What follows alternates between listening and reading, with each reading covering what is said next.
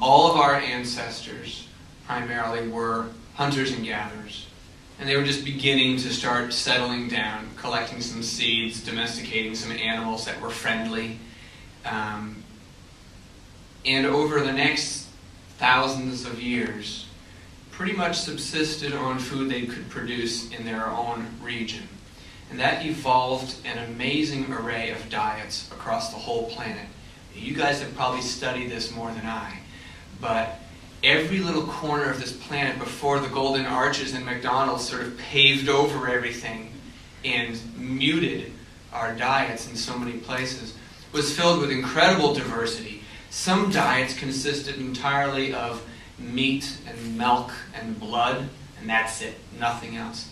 Others were heavy on fish and seafood and no other things. Many were just heavy on vegetables with just a little bit of meat. There was a full diversity, just pure seals. You could just eat seals and get by.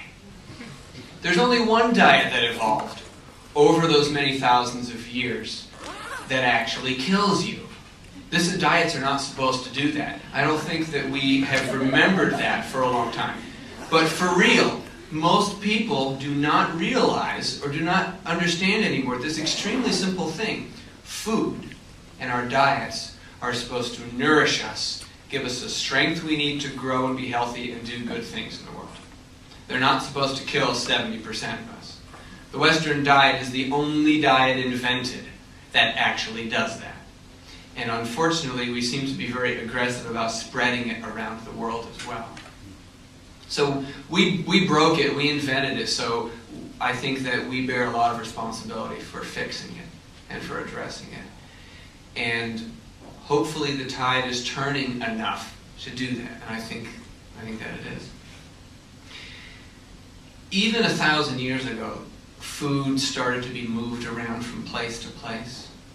And this is not a new thing. When people talk about the problems with our modern food system or modern diet, a lot of it has to do with the fact that the food is transported thousands of miles and it's not fresh anymore, or it's processed and it needs to be shelf stable in order for that to happen. So it's cooked to death, pasteurized to death, preserved to death. But even a bunch of years ago, 1,000 years ago, we were moving food around and parts of our diet around. But what do you think they were? What are the first things you think that ever got moved around this column? Spices, sugar, oils, yep. Salt. You guys got them. Those things have something in common. They are the accents to our meal. They are not the core of the meal. And they are things that are used to preserve food.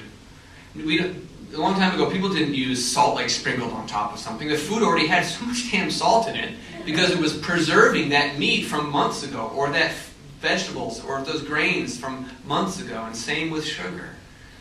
Those also were some of the limiting factors when we were hunters and gatherers. When we discovered a supply of sugar, or salt, or fat, why do you think we crave these things biologically? They were the limiting factors to our diets for many, many generations. I think 99% of the generations that we've been Homo sapiens, we've had those things as scarce.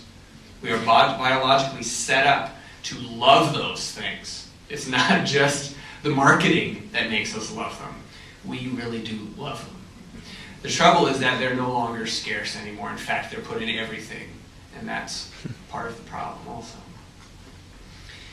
So for a long time already, we've begun moving food around, but it was just those accents that helped us preserve the local food we were growing already. So it reinforced and supported our local food systems. But then you started to have cheap oil and consolidation of farms and many things across the whole planet, not just in this country. And so what that led to is this notion that large aggregation of production and then transportation from there to everywhere else is what made sense. Okay, so that happens. Then the economies of scale, the Industrial Revolution happens, and you have people flocking from the countryside into urban areas, where in general, they're not producing very much food at all. Well, there's some notable examples. Havana, Cuba is a notable example, where they're producing something like 70% of the calories within the city limits. At the turn of the century, 100 plus years ago, Paris was producing about 50% of its vegetables within the city limits. So it certainly can happen. And I met somebody in New York City a couple of months ago who was farming rooftops. He had 5 acres of rooftops that he was farming. And he would stand up at one of them and look out and point it out to me. Over there is my carrot patch, and over here, and we're just looking across skyscrapers, basically. And so it's being done, and it can be done still more. But in general, what you had is this system that evolved where now we've got millions and millions and millions of people in our cities without the means to control or to produce much of their food. So it almost requires this broken system in order to keep maintaining it now. So it's quite a mess we've gotten into.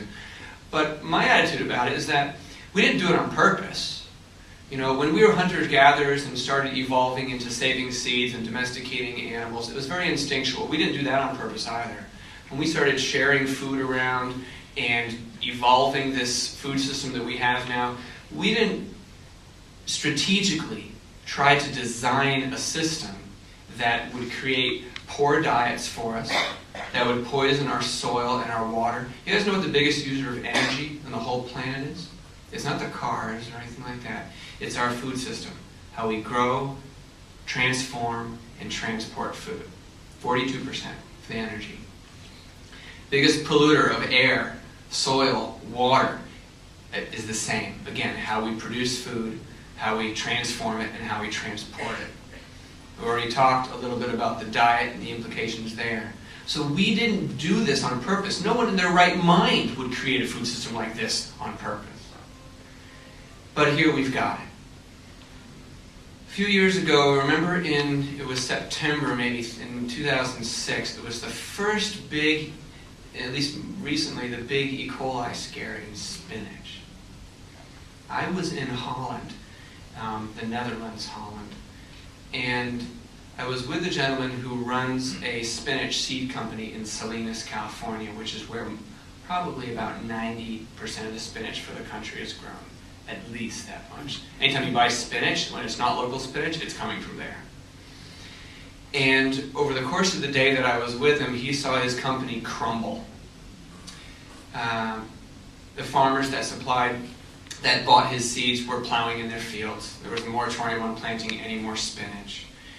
And we're talking tens of thousands of acres. It's a lot. A lot more acreage than we even have in vegetables in Vermont. They have in one county just in spinach out there. Just one farm in spinach out there. We only have 3,000 acres of veggies in Vermont on farms. And most of the guys out there are doing at least 3,000 acres of spinach. But then I got home and I talked to my friend who sells vegetables at the Montpelier Farmers Market. I said, well, what is it like the last couple of weeks? What happened with this spinach scare? He said, the line was around the block for spinach from my stand. And it wasn't the normal kinds of people. It wasn't my normal regular customers. It wasn't even normal farmers market goers. This brought people out. It shook people up and increased their awareness about it. Again, this is a health-related thing. And so if you've got more people becoming aware of these issues for all of these different reasons, again, agriculture is far removed from many people's lives, but health and their choices about the food that they eat and their own health care costs are not. Those are immediate. They are right in front of them. And there's a very easy way to help build new habits because you have 1,000 chances a year to make decisions about what meal you're going to eat. If you're going to buy a new car or buy a new furnace or build a house or something like that, and you're thinking green about it, those are decisions you make only a few times in your life. And so they're big decisions, and that's great. But remember that these small decisions accumulate to be very, very critical. Again, 1,000 times a year we have the chance to decide what we're going to eat for that meal. So I think many people are starting to realize this. And so when I was in D.C. a couple of days ago, I was very fortunate to meet with Sam Cass, who's the White House chef. He's a private chef for the Michelle and Barack and their little cute girls. And they brought him from Chicago. When I asked him how much of his time is spent cooking versus how much of his time is spent doing food policy or